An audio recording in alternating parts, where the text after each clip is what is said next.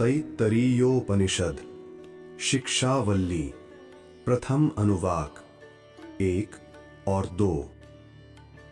नमो ब्रह्मणे नमस्ते वायो त्वमेव प्रत्यक्षं ब्रह्मासि त्वामेव प्रत्यक्षं ब्रह्म वदिष्यामि ऋतं वदिष्यामि सत्यं वदिष्यामि तन्माम अवतु तद्वक्तारमवतु अवतु माम अवतु वक्तारम्। ओम शांति शांति शांति। शिक्षां व्याख्यास्यामः वर्णः स्वरः मात्रा बलम साम संतानः इत्युक्तः शिक्षाध्यायः। ब्रह्म को नमस्कार है। हे वायुदेव, आपको नमस्कार है। आप ही प्रत्यक्ष रूप से ब्रह्म हैं, इसलिए मैं आपको ही प्रत्यक्ष ब्रह्म कहूंगा। मैं ऋत का ही कथन करूंगा और सत्य का ही वचन बोलूंगा।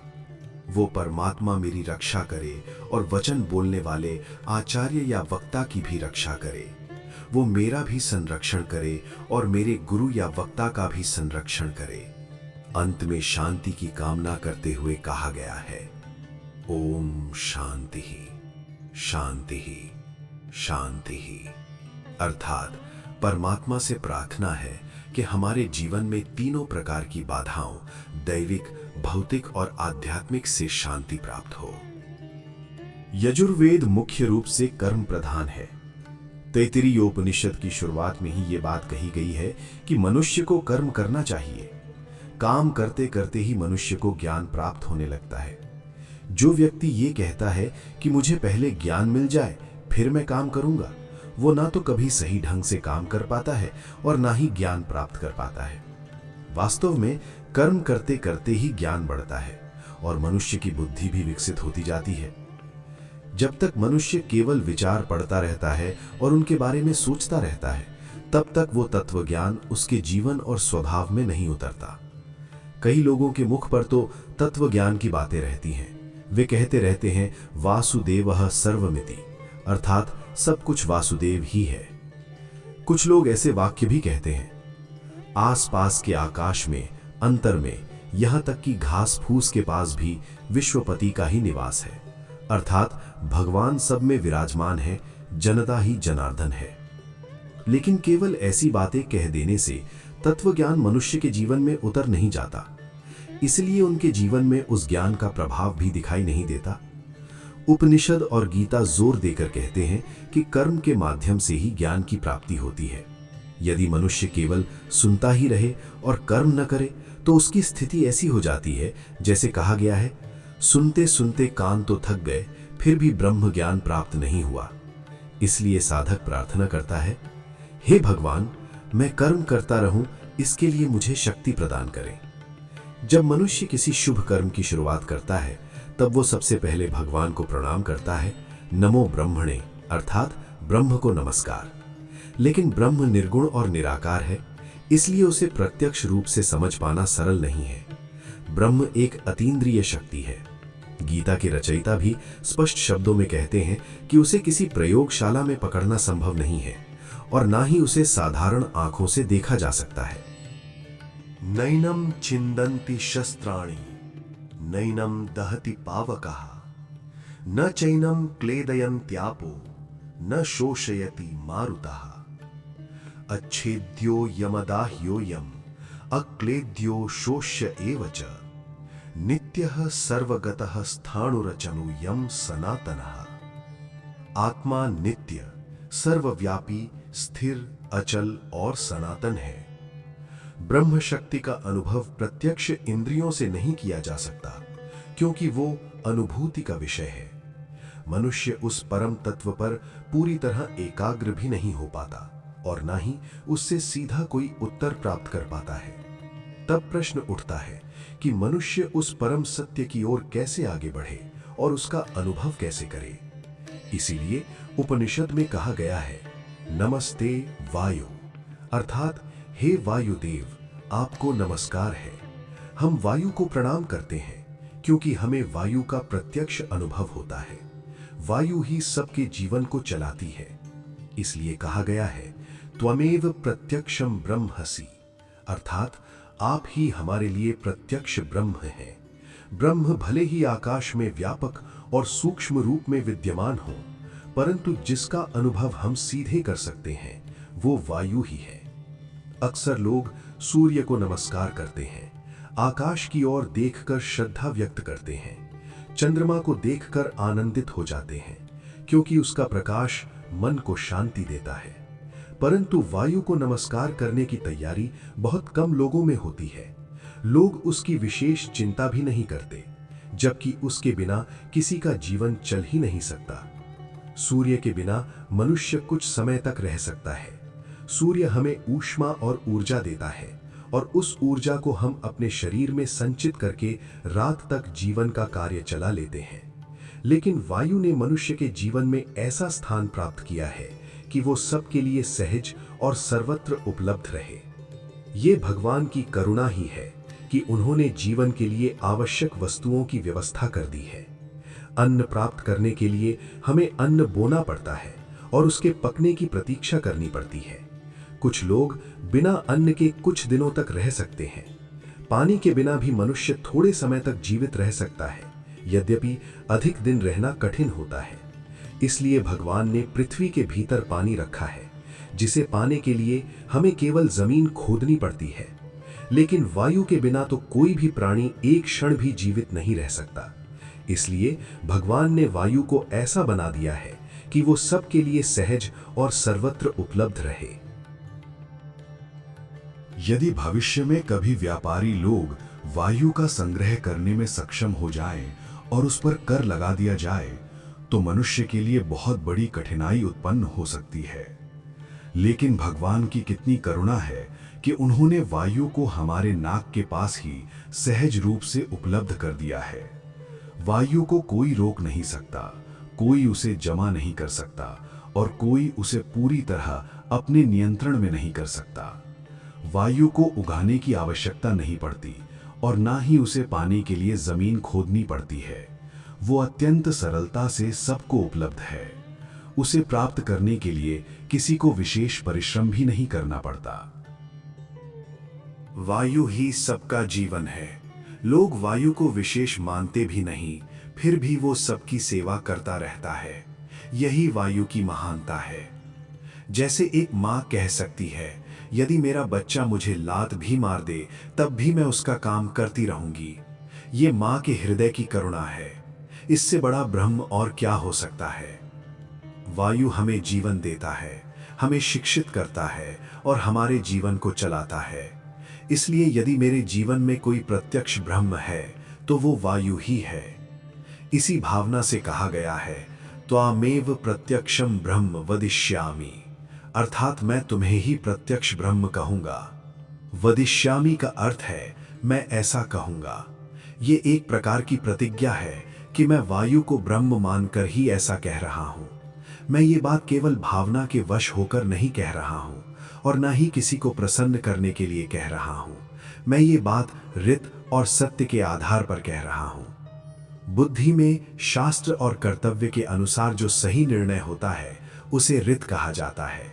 अर्थात बुद्धि में जो आंतरिक सत्य है वही रित है और जो सत्य वाणी के द्वारा प्रकट किया जाता है उसे सत्य कहा जाता है। व्यवहार में सत्य का ऐसा भेद माना गया है। कभी कभी ऐसा भी होता है कि मनुष्य बाहर से सत्य बोलता है लेकिन उसके मन में वो सत्य नहीं होता। इसलिए ऋषि स्पष्ट करते हैं कि वायु को ब्रह्म कहना कोई केवल प्रशंसा या चापलूसी नहीं है। जैसे कुछ लोग किसी धनी व्यक्ति को खुश करने के लिए उसे ही पर ब्रह्म कहने लगते हैं और कहते हैं आप ही सब कुछ हैं, आप ही सर्वज्ञ हैं। ऐसी बातें केवल खुशामद होती हैं और उनका किसी शास्त्र से संबंध नहीं होता। लेकिन वायु को ब्रह्म कहना केवल इसलिए नहीं है कि वो हमारा जीवन चलाती है। ये बात मेरी बुद्धि में गहराई से उतरी हुई है और इसे शास्त्र का भी समर्थन प्राप्त है। ये मेरा कर्तव्य है कि मैं शास्त्र और कर्तव्य के अनुसार वायु को ब्रह्म कहूँ, क्योंकि वायु निरंतर सब प्राणियों के जीवन के लिए गति और गतिविधि प्रदान करती रहती है। इसलिए मैं ये कहता हूँ, ऋतम वदिष्यामि सत्यम वदिष्यामि, अर्थात मैं ऋत और सत्य ही बोलूंगा।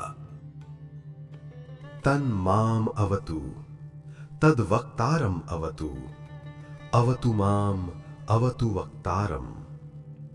यहाँ माम का अर्थ है मैं, अर्थात मैं जो विद्यार्थी हूँ और ज्ञान प्राप्त करने के लिए अध्ययन कर रहा हूँ, वह वायुदेव से प्रार्थना करता है कि वे मेरी रक्षा करें।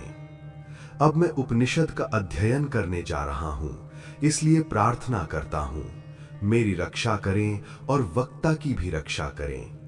इस प्रकार यहाँ वक्ता और श्रोता दोनों के संरक्षण की कामना की गई है। यह रक्षा का अर्थ केवल साधारण देखभाल या सुरक्षा नहीं है। इसका अर्थ है शास्त्र और कर्तव्य के अनुसार जीवन की रक्षा और मार्गदर्शन। वायुदेव की उपासना करने से केवल शरीर की ही रक्षा नहीं होती, बल्कि बुद्धि भी शुद्ध रहती है और मन भी स्वस्थ रहता है। इस प्रकार वायु मनुष्य के जीवन को सही दिशा में संभालती है। यदि वायु को ब्रह्म मानकर उसकी उपासना करनी है, तो मनुष्य को भी वैसा ही जीवन जीना चाहिए जो वायु को प्रिय हो। जिस व्यक्ति की दृष्टि केवल धन पर ही लगी रहती है, जिसे केवल सोने की लंका दिखाई देती है, जो दूसरों की संपत्ति या स्त्री की ओर तुच्छ दृष्टि से देखता है, वह भगवान राम का सच्चा उपासक नहीं हो सकता। शास्त्र में कहा गया है, रामो भूत्वा रामम यजेत, अर्थात राम की उपासना करने के लिए मनुष्य को अपने जीवन को भी राम के समान आदर्श बनाना चाहिए। इसी प्रकार यदि वायु का उपासक बनना है, तो जीवन भी वैसा ही होना चाहिए जो वायु के गुणों के अनुरूप हो। वायु की उपासना इसलिए की जाती है क्योंकि यह स्पष्ट हो गया है कि सेवा और कर्म के बिना तत्व ज्ञान जीवन में उतर नहीं सकता। यदि तत्व ज्ञान को जीवन में उतारना है, तो भगवान की सेवा करनी चाहिए और कर्म योग का मार्ग अपनाना चाहिए। कर्म योग का यह शिक्षण हमें वायु से मिलता है। वायु निरंतर सभी प्राणियों के जीवन को शांत और स्वस्थ ढंग से चलाती रहती है और अपने कर्तव्य का पालन करती रहती है। इसी कारण वायु को इतना ऊंचा स्थान प्राप्त हुआ है। मनुष्य का जीवन हाथी के समान होना चाहिए। हाथी की प्रशंसा हो या निंदा, वो अपने मार्ग पर चलता रहता है। उसी प्रकार वायु को भी लोग कई बार दोष देते हैं। गर्मी के दिनों में जब अधिक गर्मी पड़ती है, तो लोग वायु को ही कोसने लगते हैं और कहते हैं, पता नहीं हवा कहाँ छिप गई है। लेकिन वायु को ऐसी बातों की कोई चिंता नहीं होती। लोग चाहे जितनी आलोचना करें, वो उसकी ओर ध्यान नहीं देती। वायु एक महान कर्मयोगी शक्ति है। वो निरंतर गतिशील रहती है और अपना कार्य करती रहती है। उसे ये विश्वास है कि वो जिस प्रकार का जीवन जी रही है, वही उसके भगवान को स्वीकार है। लोग उसे मानते हैं या नहीं, इसकी चिंता उसे नहीं होती। वायु को किसी के धन्यवाद की भी आवश्यकता नहीं होती। मनुष्य के भीतर भी वायु के समान कर्म योग की शक्ति आनी चाहिए।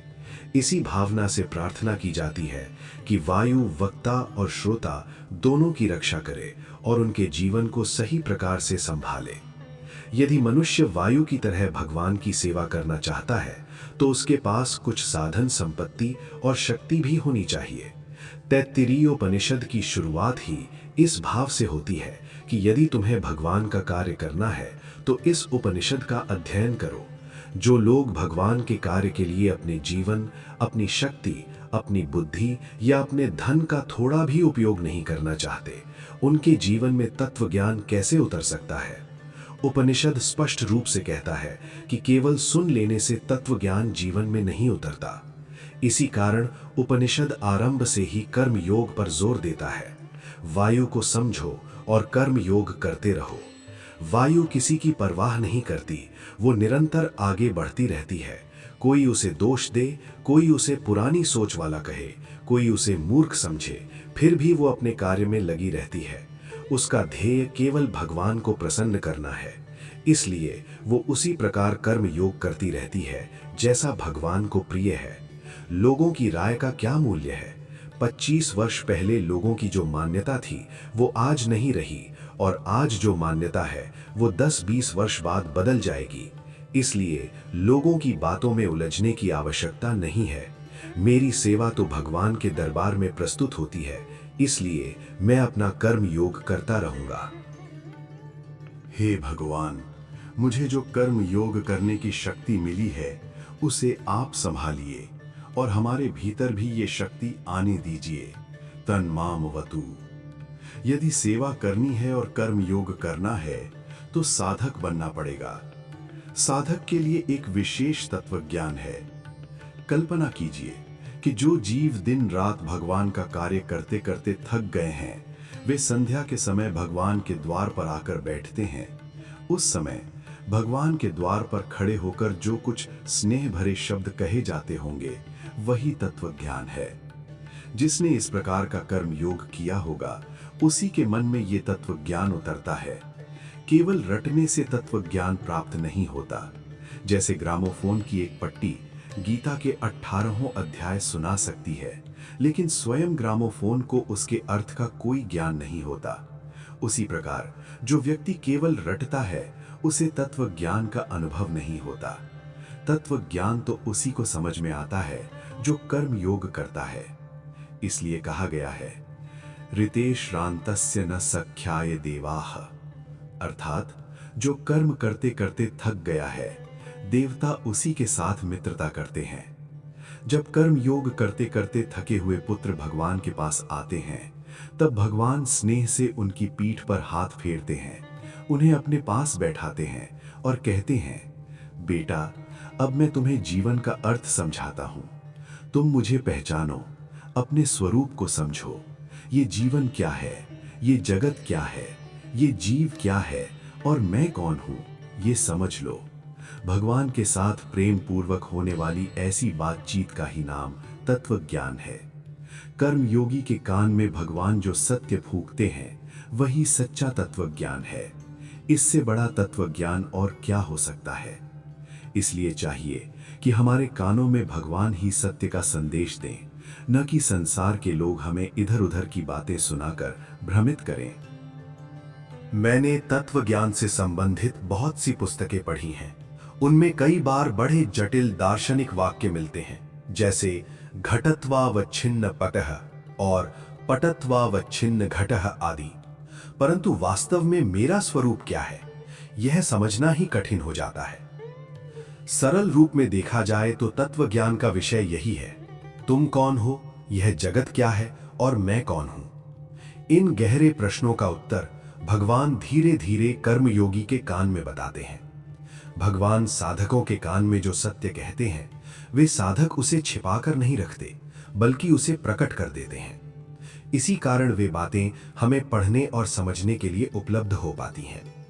वास्तव में यह तत्व ज्ञान महान साधकों के लिए था, जैसे महर्षि वशिष्ठ। उन्होंने अपने जीवन में अनेक दुख और तप सहा, तब जाकर यह ज्ञान प्राप्त किया। इसी प्रकार श्रीमद् आदि शंकराचार्य, जिन्होंने केवल 32 वर्ष की आयु में ही संसार छोड़ दिया, उनके जीवन के लिए भी यही तत्व ज्ञान था। भगवान ने उनके कान में जो सत्य धीरे से कहा, उसे उन्होंने छिपाया नहीं, बल्कि स्पष्ट रूप से लिखकर सबके सामने रख दिया। उनके जीवन में भीतर और बाहर का कोई भेद नहीं था। जो सत्य उन्हें मिला, वही उन्होंने जगत को दे दिया। इसी कारण वह ज्ञान आज हमें प्राप्त हो सका। कई बार हमें लगता है कि यदि हम इस तत्व ज्ञान को रट लेंगे तो हमारा आध्यात्मिक विकास हो जाएगा और हम ऊंचे स्तर पर पहुंच जाएंगे। परंतु केवल रटने से ऐसा नहीं होता। यह उपदेश वास्तव में साधकों के लिए है। साधक के पास जो साधन संपत्ति होती है, वही हमारे लिए भी आवश्यक है। इसलिए हम भगवान से प्रार्थना करते हैं, हे भगवान, हमारी इस आध्यात्मिक संपत्ति की रक्षा कीजिए। कर्म योग करने के लिए साधन संपत्ति में सबसे पहली और सबसे बड़ी संपत्ति है आस्तिक बुद्धि और श्रद्धा। इसलिए कहा गया है, तन माम वतु तद वक्तारम वतु। जो व्यक्ति ईश्वर का सेवक है, उसके भीतर ईश्वर के मंगलमय स्वरूप पर और स्वयं ईश्वर पर दृढ़ श्रद्धा होनी चाहिए। भगवान पर विश्वास होना आवश्यक है। ये विश्वास निराशा और असफलता के समय मनुष्य के लिए एक कवच की तरह काम करता है। जब आप किसी कार्य में लगेंगे तो कभी कभी निराशा भी आ सकती है। यदि आप गांवों में जाकर लोगों को समझाने का प्रयास करेंगे और उन्हें अपने जीवन को शुद्ध बनाने की प्रेरणा देंगे, तो संभव है कि कई बार लोग आपकी बात न सुने और आपको निराशा महसूस हो। महर्षि वेद व्यास को भी एक बार कहना पड़ा था, ऊर्ध्वबाहुर विरौम येष न च कश्चित शृणोति में। अर्थात मैं हाथ उठाकर लोगों को बार बार समझाता हूं, फिर भी कोई मेरी बात नहीं सुनता। इसी प्रकार जब आप शास्त्रों के अनुसार पूजा, उपासना और मूर्ति पूजा के माध्यम से अपने मन को एकाग्र करने का प्रयास करेंगे, तब भी कभी कभी मन एकाग्र नहीं होगा और तब निराशा या असफलता का अनुभव हो सकता है। अपने व्यक्तिगत विकास के प्रयासों में भी निराशा आ सकती है, और यदि आप भगवान के लिए व्यापक सांस्कृतिक या आध्यात्मिक कार्य करने निकलेंगे, तब भी कभी कभी असफलता का अनुभव होगा। ऐसे समय में यदि मनुष्य के पास आस्तिक बुद्धि और दृढ़ श्रद्धा होगी, तो वही उसके लिए कवच बनकर उसकी रक्षा करेगी। यह जीवन वास्तव में एक संघर्ष है। मनुष्य के भीतर और बाहर कई प्रकार की लड़ाइयां लगातार चलती रहती हैं। सद्वृत्ति और असद्वृत्ति की, सत्य और असत्य की, ज्ञान और अज्ञान की, प्रकाश और अंधकार की, चेतना और जड़ता की तथा निद्रा और जागृति की। इन सभी मोर्चों पर प्रतिदिन संघर्ष होता रहता है। कभी कभी ऐसा भी दिखाई देता है कि अन्याय, दंभ और स्वार्थ की विजय हो रही है।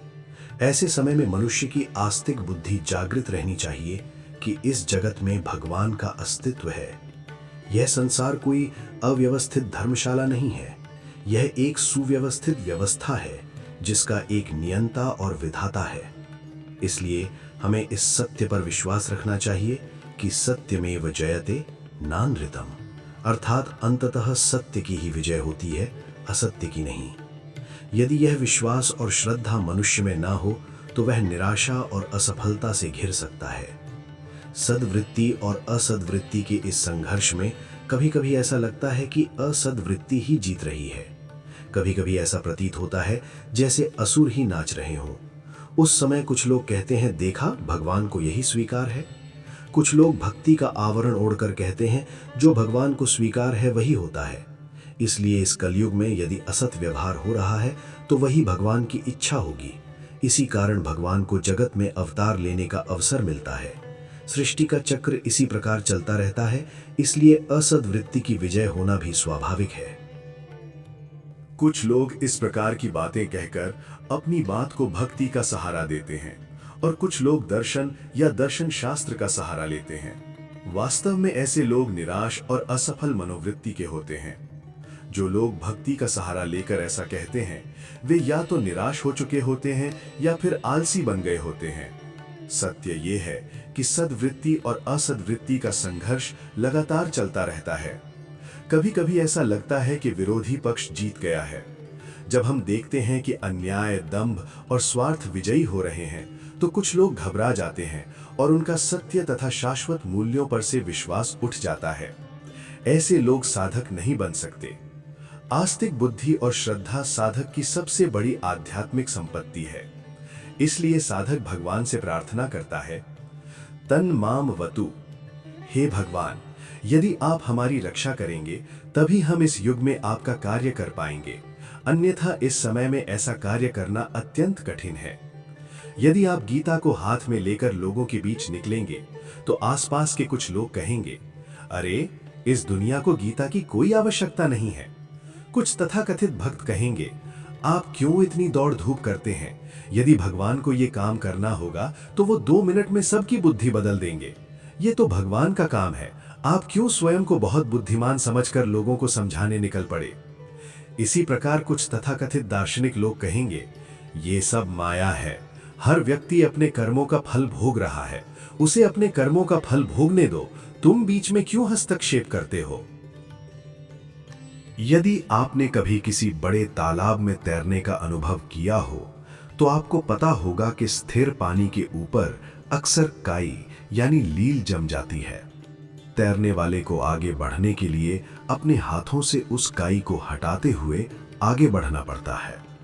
उसी प्रकार यदि भगवान का कार्य करना है तो रास्ते में आने वाले अनेक अवरोधों, जैसे कुछ तथाकथित ज्ञानी, कुछ दिखावटी भक्त और कुछ अत्यधिक व्यवहारवादी लोग, इन सब को एक और हटाकर आगे बढ़ना पड़ेगा। मनुष्य के भीतर आगे बढ़ने की दृढ़ता हो तभी वो ऐसे अवरोधों को पार कर सकता है। इसके लिए उसके भीतर गहरी आस्तिक बुद्धि और अटूट श्रद्धा होना बहुत आवश्यक है। हे वायुदेव, यदि आपके पास जो शक्ति है वो आप हमें न दें तो हमारे द्वारा ये कर्म योग हो ही नहीं सकता। कर्म योग किए बिना खाली बैठे रहने वाले भक्त भी कम नहीं हैं। मंदिरों में भक्तों की भीड़ दिखाई देती है। ये लोग दंभ करने वाले, छल करने वाले या बुरे लोग नहीं होते। वे सचमुच भगवान को मानने वाले होते हैं। फिर भी उनमें ये दृढ़ विश्वास नहीं होता कि सत्यमेव जयते न नृतम, अर्थात अंततः सत्य की ही विजय होती है। भगवान ने हमें जो शक्ति दी है उसे हमें कर्म योग में लगाना चाहिए। जो व्यक्ति कर्म योग नहीं करता उसके लिए तत्व ज्ञान भी संभव नहीं है। जैसे बिना शुल्क दिए शिक्षा नहीं मिलती, उसी प्रकार कर्म योग किए बिना तत्व ज्ञान को प्राप्त नहीं किया जा सकता। आस्तिक बुद्धि और श्रद्धा के साथ साथ साधक के भीतर गंभीरता यानी गांभीर्य भी होना चाहिए। जीवन को देखने का दृष्टिकोण गंभीर होना चाहिए। भगवान ने हमें जो मानव शरीर दिया है वह एक अद्भुत और दिव्य साधन है। जिस व्यक्ति को ये मानव शरीर मिला है वह चाहे तो प्रत्यक्ष ब्रह्म की अनुभूति तक पहुंच सकता है। इसलिए इस शरीर में मिली हुई शक्ति को व्यर्थ या गलत मार्ग में नष्ट नहीं करना चाहिए। कई लोग साधना के विषय में बहुत लापरवाह रहते हैं। वे कहते हैं देखेंगे, करेंगे, कभी न कभी हो जाएगा। इस प्रकार सोचने वाले लोग मानव जन्म के महत्व को समझ नहीं पाते। इसी संदर्भ में मराठी भाषा में एक सुंदर उक्ति कही गई है, घटका गेली पडे गेली तास वाजे ठणाणा, आयुष्याचा नाश होतो रामकारे म्हणाणा। अर्थात जब घड़ी में 1 घंटे का घंटा बजता है तो समझ लेना चाहिए कि जीवन का 1 घंटा समाप्त हो गया। वह एक अमूल्य क्षण चला गया। यदि मनुष्य यह विचार ही न करे कि आज उसने अपने जीवन में क्या किया, तो वह मानव जन्म के महत्व को नहीं समझ रहा है। ऐसा व्यक्ति अंत में भगवान को क्या उत्तर देगा? मनुष्य को जैसे अपनी आत्मशक्ति के प्रति लापरवाही नहीं रखनी चाहिए, वैसे ही उसे दूसरों की आत्मशक्ति के प्रति भी लापरवाह नहीं होना चाहिए। इसलिए संसार की ओर देखने का हमारा दृष्टिकोण गंभीर होना चाहिए। जैसे हम अपने जीवन को एक विशेष मार्ग पर ले जाकर उसे अनुशासित बनाने का प्रयास करते हैं, वैसे ही ये भी प्रयास करना चाहिए कि दूसरों का जीवन भी व्यर्थ ना हो जाए। जीवन के प्रति यही गंभीर दृष्टिकोण आवश्यक है। मनुष्य शरीर मोक्ष प्राप्त करने का साधन है और ये अत्यंत दुर्लभ है। कौन जानता है कि इस मनुष्य शरीर को प्राप्त करने के लिए हमने कितने जन्मों तक तपस्या की होगी। हमें जो इतनी अच्छी बुद्धि, शक्ति और संपत्ति मिली है वो भी न जाने कितने जन्मों के पुण्यों का फल हो सकती है। इसलिए मनुष्य शरीर को हल्के में नहीं लेना चाहिए, बल्कि उसके महत्व पर गंभीरता से विचार करना चाहिए। एक कहावत है, पशु का होत पनहिया, नर का कुछ नाही होत। नर अपनी करनी करे तो नर का नारायण हो जाए।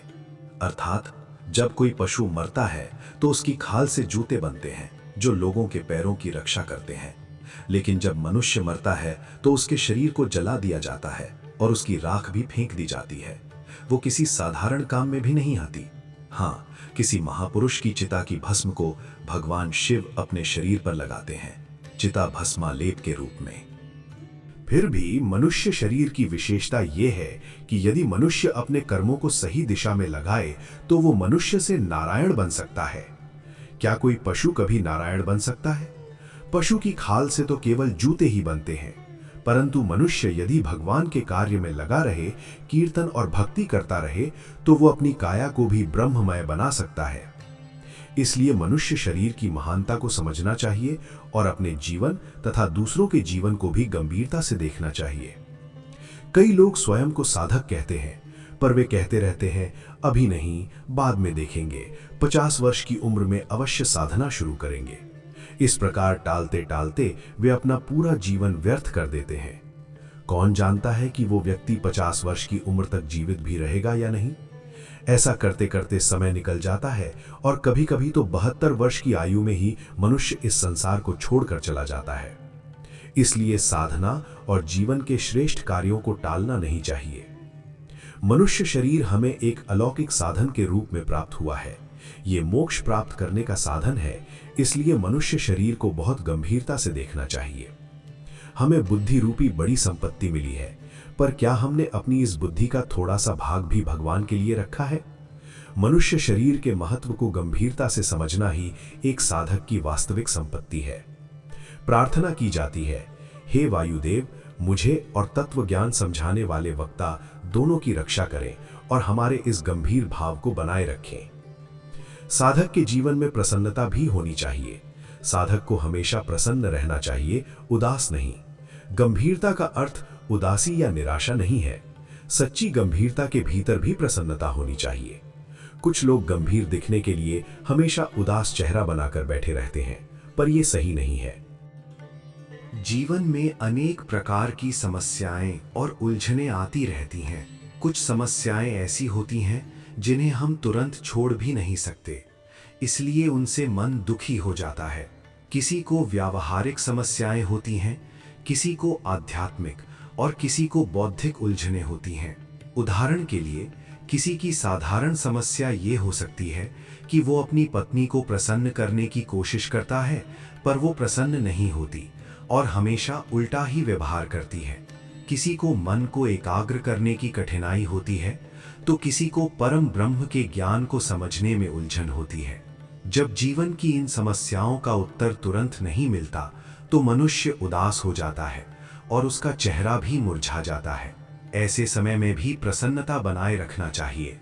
ये प्रसन्नता कैसे बनी रह सकती है? इसके लिए ये विश्वास रखना चाहिए कि इस संसार में एक महान शक्ति सदैव जागृत है। जिसने हमें ये समस्याएं दी हैं, वही हमें उनसे निकलने की शक्ति भी देगा। जिसने ये उलझन खड़ी की है, उसने शायद हमारी क्षमता को परखने के लिए या हमें अभ्यास कराने के लिए ही ऐसा किया है। इसलिए हमें साहस और धैर्य बनाए रखना चाहिए। यदि ये दृष्टिकोण बन जाए, तो कोई भी कठिनाई आए, फिर भी मनुष्य प्रसन्न रह सकता है। कर्मयोगी व्यक्ति हमेशा प्रसन्न रहता है। लोग उसका सम्मान करें या ना करें, उसकी परवाह ना करें, फिर भी वो अपने कर्तव्य को करते हुए प्रसन्न रहता है। संत तुकाराम महाराज को लोग बहुत सम्मान देते थे।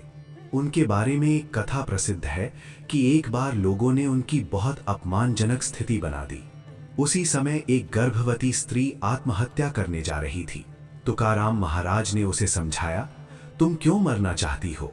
भगवान ने तुम्हें जीवन दिया है, उसका सम्मान करो। उस स्त्री ने तुकाराम महाराज से कहा, आपकी बात सही है, पर मैं विधवा हूं और मेरे गर्भ में बच्चा है। इस बच्चे को मैं किसका नाम दूं? तुकाराम महाराज ने शांत भाव से कहा, बस इतनी सी बात है, इसके लिए मरने की क्या आवश्यकता है? जीवन जीने के लिए है। तुम बच्चे को मेरा नाम दे देना। ये बात समाज में फैल गई। जो लोग पहले तुकाराम महाराज को नमस्कार करते थे, वही लोग उनकी निंदा और उपहास करने लगे। लोग उन्हें पाप की दृष्टि से देखने लगे। सामने मिलने पर कुछ लोग मुंह फेर लेते, तो कुछ लोग उनके सामने थूक कर कहते, ये वही भक्त है जो पूरी दुनिया को भक्ति का उपदेश देता था और स्वयं ऐसा काम करते समय जरा भी नहीं सोचा। समाज में उनकी घोर उपेक्षा होने लगी, पर तुकाराम महाराज तनिक भी विचलित नहीं हुए। उन्होंने ये भी नहीं कहा कि हे भगवान, मेरे ऊपर ऐसी विपत्ति क्यों आई, बल्कि उन्होंने हंसते हुए भगवान से कहा, तुका झाला सांडा विटंबिती पोरे रांडा घड़े एकांताचा वास। अर्थात वे भगवान से हंसकर कहने लगे, हे भगवान, अब तक मैं लोगों को समझाने में इतना व्यस्त रहता था कि मुझे आपसे मिलने और आपके साथ बैठने का समय ही नहीं मिलता था। अब जब सब लोग मुझसे दूर हो गए हैं, तो लगता है आपने ये इसलिए किया है कि अब मैं आपके साथ एकांत में बैठ सकूं। ये तो बहुत अच्छा हुआ। जीवन को देखने का ये एक विशेष दृष्टिकोण है। ऐसा दृष्टिकोण तत्व ज्ञान से प्राप्त होता है। इसी कारण तत्वज्ञानी व्यक्ति किसी भी परिस्थिति में अपने जीवन को प्रसन्न रख सकता है। जब भी मनुष्य कोई अच्छा काम करने के लिए आगे बढ़ता है, तब उसके सामने अनेक प्रकार की समस्याएं और उलझनें अवश्य आती हैं। इसलिए जब भी आप कार्य करने के लिए आगे बढ़ें, तो ये समझ कर चलें कि रास्ते में कठिनाइयां आएंगी ही। यदि हमें बिल्कुल सीधा और समतल रास्ता मिल जाए, तो हमारी गाड़ी आसानी से दौड़ सकती है। लेकिन साधक का मार्ग हमेशा ऊबड़ खाबड़ और टेढ़ा मेढ़ा होता है। कभी गाड़ी पंक्चर हो जाती है, कभी खराब हो जाती है।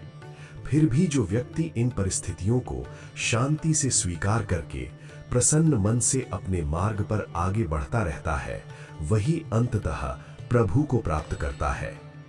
प्रहलाद जैसे भक्त घर घर जाकर लोगों से पूछते हैं कि क्या वे वैकुंठ जाना चाहते हैं, लेकिन उन्हें कहीं भी ऐसा नहीं दिखाई देता कि लोगों में वैकुंठ जाने की इच्छा हो। ऐसी स्थिति में किसी भी व्यक्ति को निराशा हो सकती है। फिर भी ऐसे भक्त निराश नहीं होते, बल्कि प्रसन्न बने रहते हैं।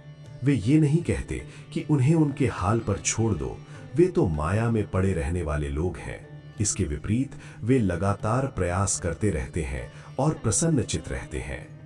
एक पाश्चात्य दार्शनिक ने लिखा है कि किसी दूसरे व्यक्ति को जबरदस्ती सुखी नहीं बनाया जा सकता। मनुष्य को स्वयं सीखना पड़ता है कि वो सुखी कैसे बने। अर्थात यदि कोई व्यक्ति दुनिया के सभी लोगों को सुखी बनाने का प्रयास करे भी, तो भी वो सफल नहीं हो सकता। इसलिए प्रत्येक मनुष्य को स्वयं समझना चाहिए कि सच्चा सुख कैसे प्राप्त किया जाए।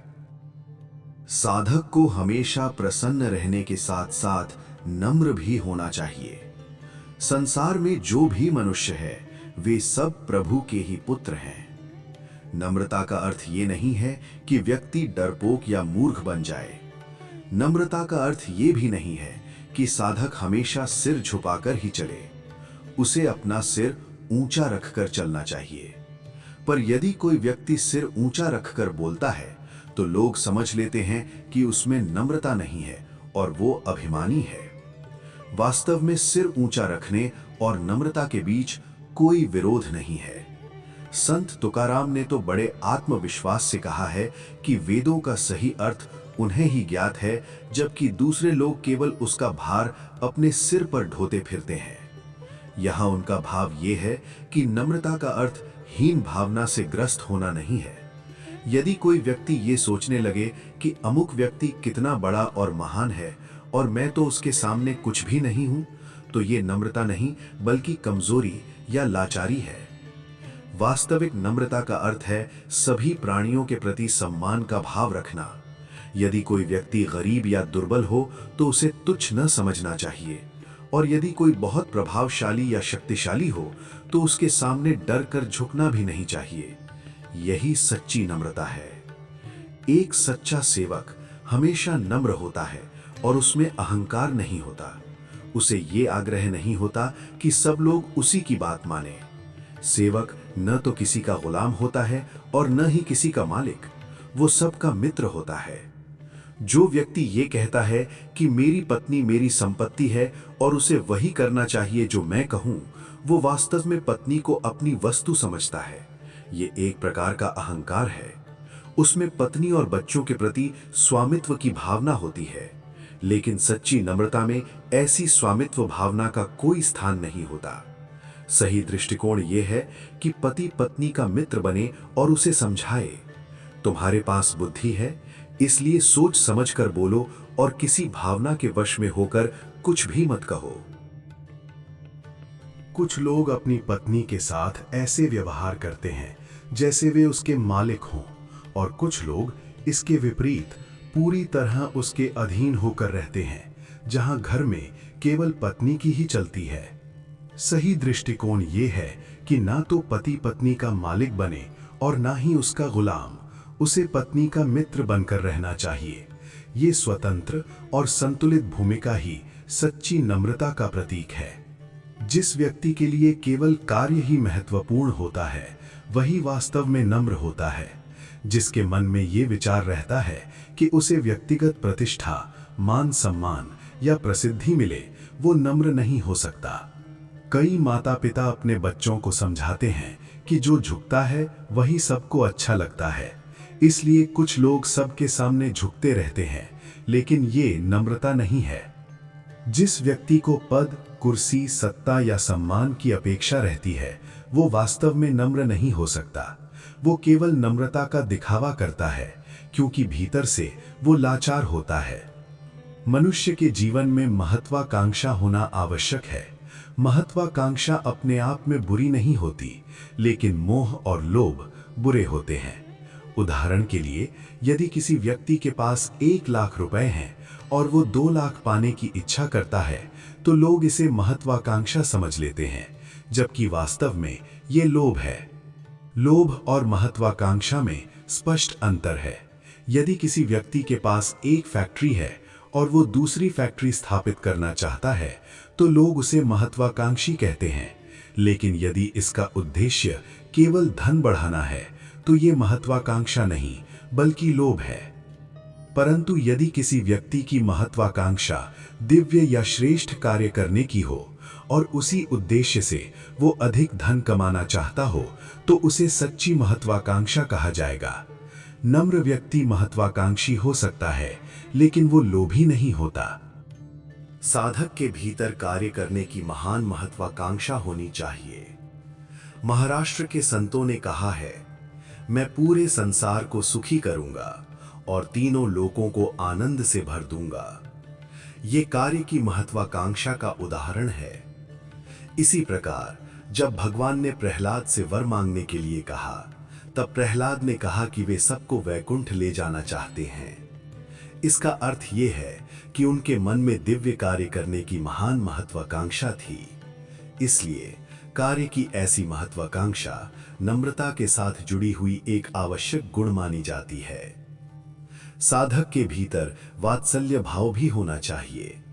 साधक का भाव ऐसा होता है जैसा इस श्लोक में कहा गया है, न त्वहं कामये राज्यम न स्वर्गम न पुनर्भवम कामये दुख तप्तानाम प्राणिनाम आर्तिनाशनम। अर्थात मुझे ना तो राज्य चाहिए, न स्वर्ग चाहिए और ना ही पुनर्जन्म से मुक्ति की इच्छा है। मेरी केवल यही इच्छा है कि संसार के दुख से पीड़ित प्राणियों के कष्ट दूर हो जाएं। साधक के हृदय में यही भावना रहती है कि संसार से दुख, दीनता और दरिद्रता दूर हो जाए। उसे अपने लिए स्वर्ग या राज्य की इच्छा नहीं होती। महाराष्ट्र के संत रामदास स्वामी रात में भगवान के सामने बैठकर पूरे विश्व की चिंता में रोते थे। वे कहते थे, माई चिंता कर तो विश्वाची, अर्थात मुझे पूरे संसार की चिंता है। यही सच्चा वात्सल्य भाव है। सृष्टि के सृजनहार भगवान मनुष्य के शरीर में ही आनंद से निवास करते हैं। साधक भगवान से कहता है, हे प्रभु, आपने मनुष्यों को शरीर दिया, बुद्धि दी और अच्छे विचार दिए, फिर भी लोग इतने दीन, लाचार और दुखी क्यों हैं? मैं उनके अंतःकरण से इन दुर्बलताओं को दूर करने का प्रयास करूंगा। यही वात्सल्य भाव की सच्ची अभिव्यक्ति है। इस प्रकार साधक के जीवन में 5 मुख्य गुण होने चाहिए: आस्तिक बुद्धि और श्रद्धा, गांभीर्य, प्रसन्नता, नम्रता और वात्सल्य भाव। इन 5 गुणों के बिना कर्म योग करना संभव नहीं है। इसलिए साधक प्रार्थना करता है, तन माम वतु, अर्थात हे परब्रह्म, आप वायु के समान सर्वव्यापक हैं और आपके पास वो शक्ति है जो साधकों के लिए आवश्यक है। हम प्रार्थना करते हैं कि ये 5 गुण हमारे जीवन में स्थिर हो जाएं। साधक आगे कहता है, हे वायुदेव, हमें कर्म योग करते हुए ही तत्व ज्ञान प्राप्त करना है। यदि वायु ब्रह्म का अंश है, तो मैं भी उसी ब्रह्म का अंश हूं। मैं ज्ञान प्राप्त करने वाला साधक हूं। यदि मैं केवल अपनी ही साधन संपत्ति की रक्षा की प्रार्थना करूं, तो ये स्वार्थ होगा। इसलिए मैं ये भी कहता हूं, तद वक्तारम अवतु, अर्थात जो वक्ता हमें तत्व ज्ञान समझाते हैं, उनका भी आप संरक्षण करें। तन माम अवतु, तद वक्तारम अवतु, अवतु माम, अवतु वक्तारम। इस प्रार्थना को विशेष बल देकर 2 बार कहा गया है। इसका भाव ये है कि हे भगवान, हमें कर्म योग करना है, इसलिए हमें आवश्यक साधन संपत्ति प्रदान करें और उसकी रक्षा भी करें। श्रोता और वक्ता दोनों की साधना और शक्ति की रक्षा आप ही करें। जब श्रोता और वक्ता दोनों की शक्ति एकत्र हो जाएगी, तब एक ही स्वर निकलेगा, ओम शांति ही शांति ही शांति ही। आज संसार में यज्ञ और पवित्र कर्मों की परंपरा कम होती जा रही है। जब स्वाहा और स्वधा की भावना समाप्त हो जाती है, तब संसार में हाहाकार और अशांति फैल जाती है। इसलिए ये प्रार्थना की जाती है कि ये अशांति दूर हो और संसार में शांति स्थापित हो। इस प्रार्थना के बाद शिक्षा अध्याय आरंभ होता है। तैत्तिरीयोपनिषद की पहली वल्ली को शिक्षा वल्ली कहा जाता है। इसका कारण ये है कि उपनिषद का उद्देश्य कर्मयोगी मनुष्य को जीवन का सही शिक्षण देना है। इसलिए बताया गया है कि जीवन में किन किन बातों का पालन करना चाहिए, जैसे सत्यम वद, धर्मम चर, मातृदेवो भव, पितृदेवो भव। इन सभी बातों को आगे विस्तार से समझाया जाता है। इन्हीं के माध्यम से मनुष्य को जीवन का सच्चा शिक्षण मिलता है। ये शिक्षण केवल पुस्तकों में लिखकर नहीं मिल जाता, बल्कि इसे समझाने वाले आचार्य के माध्यम से भी प्राप्त करना पड़ता है। इन सभी विषयों को शिक्षा अध्याय में समझाया गया है। फिर कहा गया है शिक्षाम व्याख्यास्यामः, अर्थात अब हम शिक्षा की व्याख्या करेंगे। यहां शिक्षा का अर्थ है शिक्षण या ज्ञान देने की पद्धति। शिक्षा क्या है और कैसी होनी चाहिए, इसे संक्षेप में बताया गया है। जिस पद्धति से शास्त्रों का अध्ययन कराया जाए वही शिक्षा कहलाती है। इस शिक्षा के मुख्य अंग बताए गए हैं वर्ण, स्वर, मात्रा, बल, साम और संतान।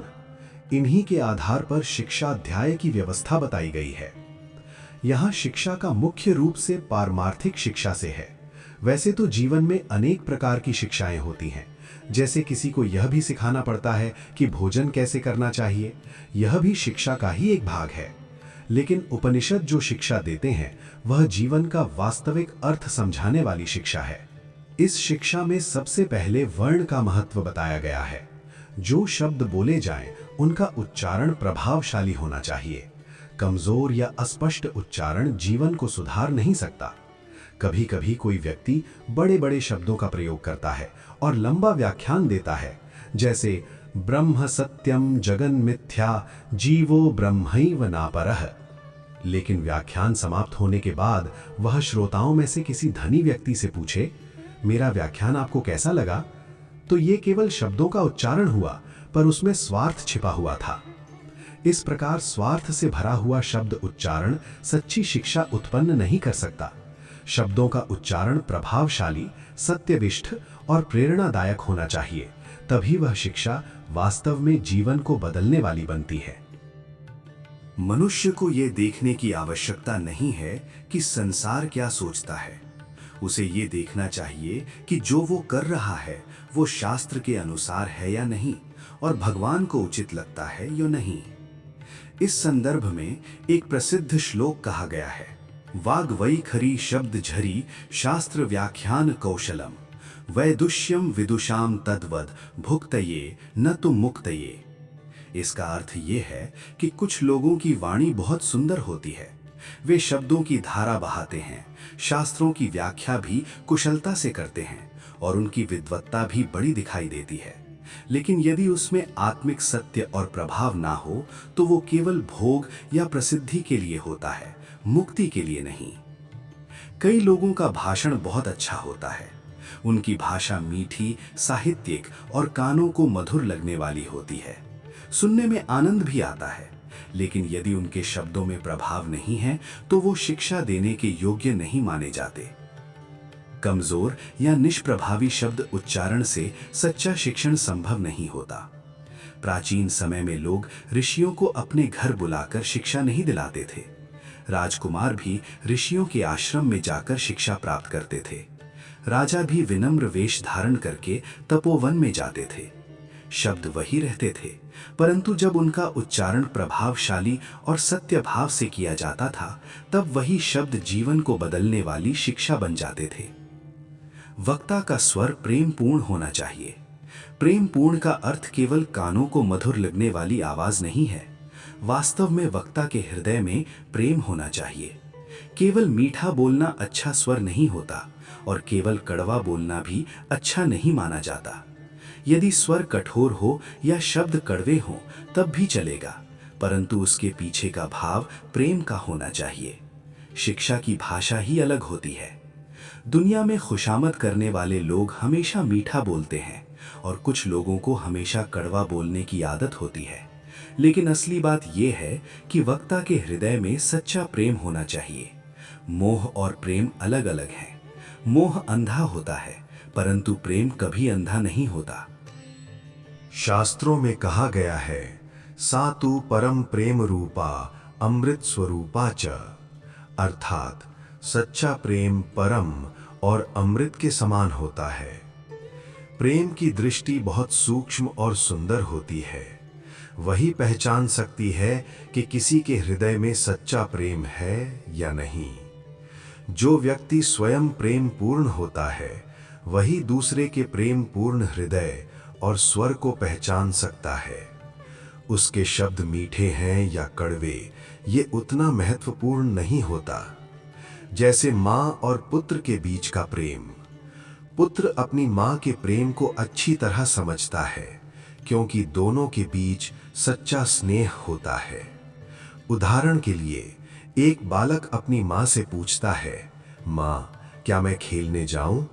माँ कहती है, नहीं, पहले पढ़ाई करो। कुछ देर बाद बालक फिर पूछता है, माँ क्या मैं खेलने जाऊं? तो माँ कहती है, नहीं, बाहर बहुत धूप है, अभी पढ़ाई करो। बालक 2-3 बार यही प्रश्न दोहराता है। उस समय माँ रोटी बना रही होती है। जब बालक फिर पूछता है, माँ क्या मैं खेलने जाऊं? तो माँ झुंझलाकर कह देती है, जा मर। लेकिन माँ ने मर जा ये शब्द वास्तव में उसे मरने की भावना से नहीं कहा होता। उसके पीछे कोई क्रूर भाव नहीं होता। ये बात बालक भी समझ जाता है और दूसरे लोग भी समझ लेते हैं। इससे स्पष्ट होता है कि शब्दों का महत्व केवल उनके उच्चारण में नहीं, बल्कि उनके पीछे के हृदय और भावना में होता है। इसलिए शब्द किस भावना से बोले गए हैं, उसका मूल्य बहुत बड़ा होता है। शिक्षा में स्वर का होना बहुत आवश्यक है।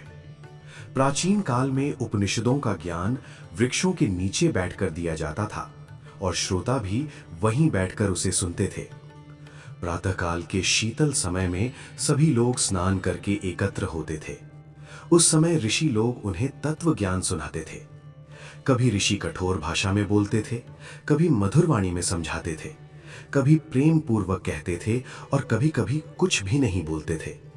इस प्रकार वे जीवन का सच्चा शिक्षण देते थे। वो समय वास्तव में धन्य था। यदि ऐसा समय फिर से मिल जाए तो मनुष्य अपने जीवन को धन्य समझे। संभव है कि ऐसा समय हमें न मिले, लेकिन यदि हमारी आने वाली पीढ़ियों को ऐसा समय मिले तो उसके लिए हमें प्रयास करना चाहिए। जीवन के महान सिद्धांतों को अपने जीवन में उतारकर यदि कोई महान व्यक्तित्व प्रातःकाल वृक्ष के नीचे बैठकर ज्ञान देता हो और श्रोता स्नान करके श्रद्धा से सुनने आए हों, तो वो अद्भुत वातावरण बन जाता है। वो महान शक्ति कभी कड़वा बोलती है, कभी मधुर बोलती है, कभी हंसती है, कभी रोती है, कभी बहुत बोलती है और कभी बिल्कुल नहीं बोलती। इसे ही कहा गया है अवचनेन प्रवचनम, अर्थात कभी बिना बोले भी उपदेश दिया जाता है। कभी ऐसा भी होता है कि उस दिन कुछ नहीं कहा जाता। वक्ता भी मौन बैठता है और श्रोता भी मौन रहते हैं। वे सब शांत बैठकर उस वातावरण से शक्ति प्राप्त करते हैं और फिर अपने अपने मार्ग पर चले जाते हैं। शिक्षा में ऐसा स्वर होना चाहिए जिसमें हृदय की सच्चाई हो और जीवन को बदलने की दृष्टि हो। इसी प्रकार शिक्षा में मात्रा भी होनी चाहिए। मात्रा का अर्थ है ह्रस्व, दीर्घ और प्लुत। ये भी जीवन शिक्षा का ही एक भाग है। कुछ बातें ह्रस्व अर्थात संक्षेप में समझाने योग्य होती हैं।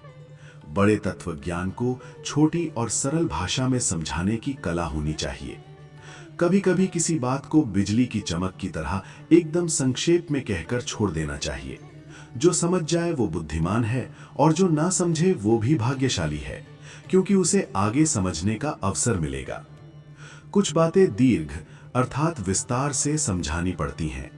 कई बार किसी विषय को अच्छी तरह समझाने के लिए लंबी चर्चा करनी पड़ती है, और कभी कभी प्लुत अर्थात ऊंचे स्वर में प्रभावपूर्ण ढंग से भी बात कहनी पड़ती है। इस प्रकार जो व्यक्ति शिक्षा देता है उसके पास इन सभी प्रकार की कला और संतुलन होना चाहिए, तभी वो सच्चे अर्थों में जीवनदायी शिक्षा दे सकता है। शिक्षा में बल भी होना चाहिए। यहां बल का अर्थ राजबल, धन बल या शारीरिक शक्ति से नहीं है। इसका अर्थ यह है कि जो शब्द बोले जाएं, उनके पीछे तप का बल होना चाहिए, अर्थात जो उपदेश दिया जा रहा है उसे अपने जीवन में उतारने का प्रयास भी होना चाहिए। यदि कानून बनाकर लोगों के लिए गीता पढ़ना अनिवार्य कर दिया जाए, तब भी सच्चा गीता शिक्षण नहीं हो सकता।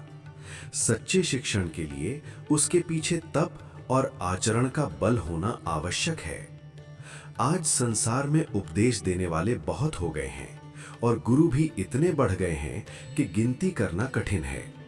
इसलिए किसी को गुरु बनाते समय मनुष्य को बहुत सावधानी से निर्णय लेना चाहिए। जैसे जन्म पत्रिका में गुरु का बल बहुत महत्वपूर्ण माना जाता है, वैसे ही जीवन में सही गुरु का होना भी बहुत महत्वपूर्ण है। यदि गुरु बदल जाए तो जीवन की दिशा भी बदल सकती है। इस संदर्भ में गीता का ये वचन है, अनन्याश्च चिंतयन्तो माम ये जनः पर्युपासते तेषाम नित्याभियुक्तानाम योगक्षेमं वहाम्यहम्। जो लोग निरंतर भगवान का चिंतन करते हैं और उनकी भक्ति में लगे रहते हैं, उनके योगक्षेम का भार स्वयं भगवान उठाते हैं।